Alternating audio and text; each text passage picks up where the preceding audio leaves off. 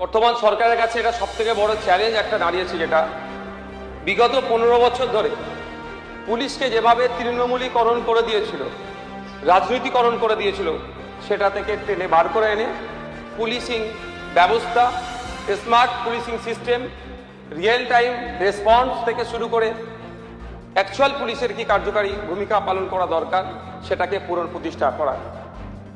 Sir, সাথে সাথে আমরা দেখেছি বিগত পঞ্চায়েত নির্বাচনে এবং পৌরসভা নির্বাচনে কিভাবে পুলিশকে দিয়ে শাসকের হয়ে ব্যাটিং করানো এবং বিরোধী কণ্ঠকে রোধ করানো।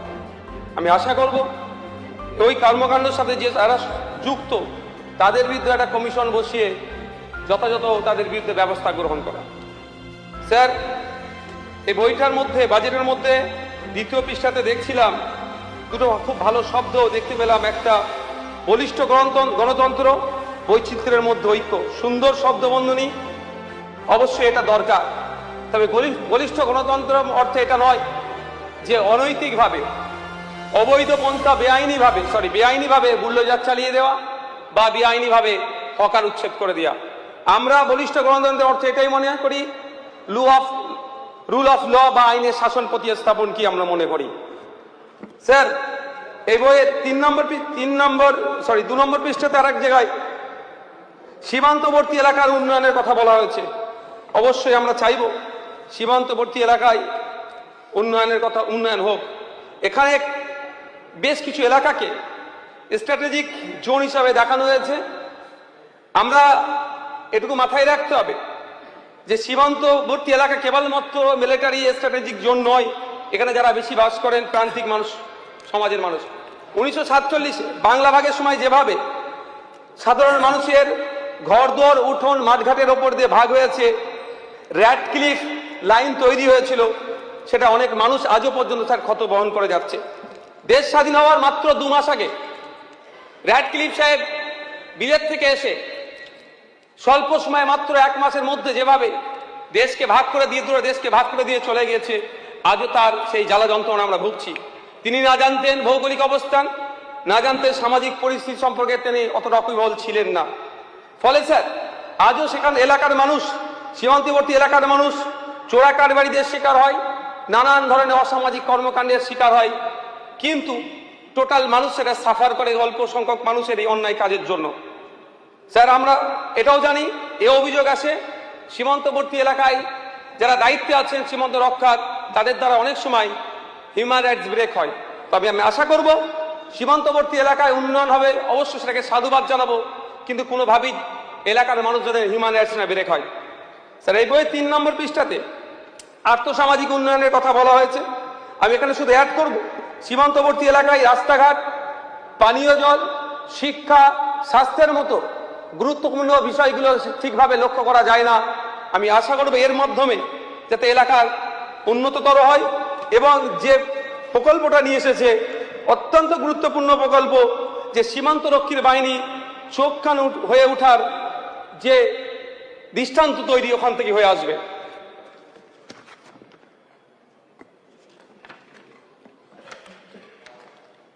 স্যার, এই বাজেটের 4 নম্বর পৃষ্ঠাতে অবৈধ অনুপ্রবেশকারীদের নিয়ে চর্চা হয়েছে, TDDর কথা বলা আছে, ডিটেক্ট, ডিলিট, ডিপোর্টের কথা বলা হয়েছে। এ নিয়ে অনেক খবর হয়েছে, আন্তর্জাতিক খবর হয়েছে। আমরা কোনোভাবেই একজন দায়িত্বশীল নাগরিক হিসাবে পশ্চিমবাংলা, কেন ভারতে কোনো অবৈধ নাগরিক থাকুক, সেটা কোনোভাবেই মেনে নিতে পারবো না। কিন্তু অবৈধ নাগরিককে বিতরণ করার জন্য নির্দিষ্ট রূপরেখা আইন মোতাবেক হওয়াই প্রয়োজন বোধ করি। কারণ আমরা দেখেছি সেই বীরভূমের সোনালী খাতুনের সুইটি বিবির ক্ষেত্রে যারা দিল্লিতে গত 1 বছর আগে তাদেরকে গ্রেফতার করেছিল, তাদের কাছে ভারতীয় হওয়ার সমস্ত ধরনের প্রমাণপত্র, আধার কার্ড থাকার পরও তাদেরকে দেশ থেকে বিতাড়িত করেছিল। পরবর্তীতে কলকাতা হাইকোর্ট এবং সুপ্রিম কোর্ট মামলা হয় এবং বাংলাদেশও মামলা হওয়ার পরে ভাগ্যক্রমে তারা আবার তাদের মাতৃভূমিতে ফিরে আসে। আমাদের স্যার বক্তব্য একদম স্পষ্ট, এখানে কোনোভাবেই আমরা অবৈধ অনুপ্রবেশকারী যারা আছে তাদের হয়ে আমরা গলা ফাটাবো না, কিন্তু যারা বৈধ তাদেরকেও এই তাড়াহুড়োর কারণে কোনোভাবেই না ক্ষতিগ্রস্ত হয়ে যায় যারা দেশের নাগরিক, তাহলে কিন্তু সময় আমাদেরকে ক্ষমা করবে না। কারণ স্যার, শুধু সন্দেহের বশে একজন ভারতীয়কে যদি আমরা অভারতীয় বলে ফেলি, তাহলে আমাদের পূর্বপুরুষের আত্মত্যাগ আত্মবলিদানের ফলে যে দেশ আমরা স্বাধীন করতে পেরেছি সে তাদের হয়তো কোনো না কোনো জায়গায় বৃথা হবে।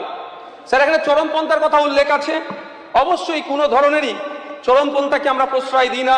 সে বামপন্থা হতে পারে, ধর্মীয় ক্ষেত্রে হতে পারে, সামাজিক ক্ষেত্রে হতে পারে, বা রাজনৈতিক ক্ষেত্রে হতে পারে। আমরা কোনোভাবেই চরমপন্থাকে আমরা প্রশ্রয় দেব না। কিন্তু আমরা ইতিপূর্বে দেখেছি যে অনেক ক্ষেত্রে, আজও দেখলে দেখা যাবে জেলের মধ্যে এই চরমপন্থা দেখিয়ে দিয়ে আদিবাসী সমাজের মানুষ অনেক জেলে বসছে, বা সন্ত্রাসবাদী দেখিয়ে দিয়ে মুসলিম সমাজের মানুষজন, সংখ্যালঘু সমাজের মানুষকে জেলে রেখেছে।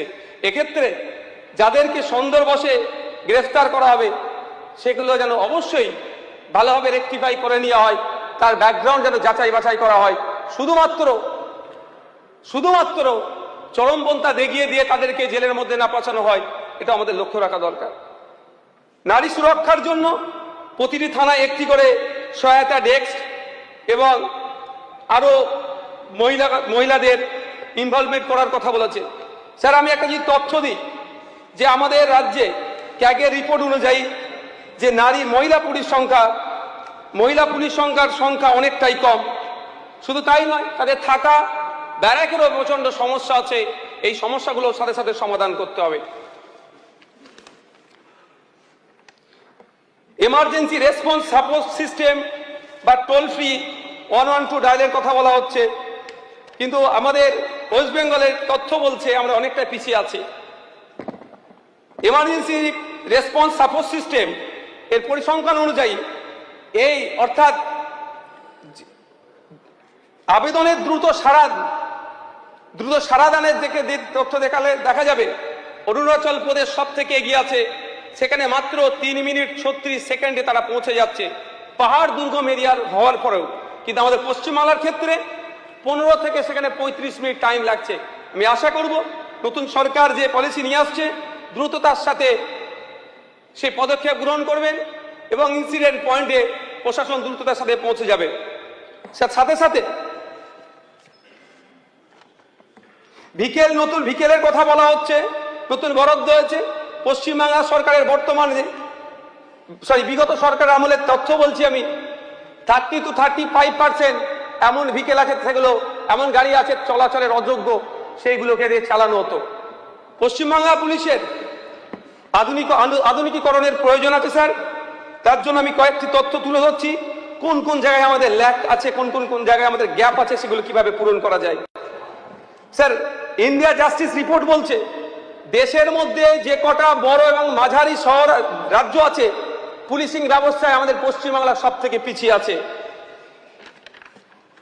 স্যার, অত্যাধুনিক ওয়েপেন অস্ত্রশস্ত্রের দিক থেকে আমাদের ওয়েস্ট বেঙ্গল 71% পিছিয়ে আছে, শর্টেজ আছে। শুধু তাই নয় স্যার, স্মার্ট পুলিশিং ইন্ডেক্সে আমাদের স্কোর মোটেও ভালো নয়। 10-এর মধ্যে 6.66%, যেটা তালিকার 17তম স্থানে আছে। স্যার, পরিশেষে একটা কথাই বলবো, যেটা আমি স্পোর্টস ফিল্ড থেকে উঠে এসেছি, ভলিবল প্লেয়ার ছিলাম। এখানে অসামান্য ক্রীড়াবিদদের জন্য যে ইন্সপেক্টর থেকে শুরু করে ডেপুটি সুপারিনটেন্ডেন্ট পদের কথা বলা হয়েছে, এগুলো তো যারা মেডেল নিয়ে আসে তার সাথে সেগুলোর উল্লেখ করা আছে। একটা সময় ছিল স্পোর্টস কোটায় রিক্রুটমেন্ট হতো নিয়মিত, 2% স্পোর্টস কোটায় রিক্রুটমেন্ট ছিল, সেটা বন্ধ হয়ে গেছে। আমি অনুরোধ করব মাননীয় মন্ত্রী মহাশয়ের কাছে আবার পুনরায় স্পোর্টস কোটায় রিক্রুটমেন্ট ফিরিয়ে নিয়ে আসা হোক, এবং সাথে সাথে সিভিক ভলেন্টিয়ার, ট্রাফিক গার্ড যারা আছেন, হোমগার্ড যারা আছেন, তাদের বিষয়টাও নিয়ে বিবেচনা করা দরকার। কোন ক্ষেত্রে দেখা যাচ্ছে সিভিক ভলেন্টিয়ার, স্যার 1/2 মিনিট নেবো স্যার, সিভিক ভলেন্টিয়ার থানার কর্তা হয়ে বসে যাচ্ছে, আবার কোনো দিকে দেখা যাচ্ছে সিভিক ভলেন্টিয়ার লাঞ্ছিত বঞ্চিত হচ্ছে। তা না করে এক নির্দিষ্ট পলিসি তৈরি করে যারা কন্ট্রাকচুয়াল বেসে আছে তাদের ভবিষ্যৎ সুনিশ্চিত করা দরকার। ধন্যবাদ স্যার।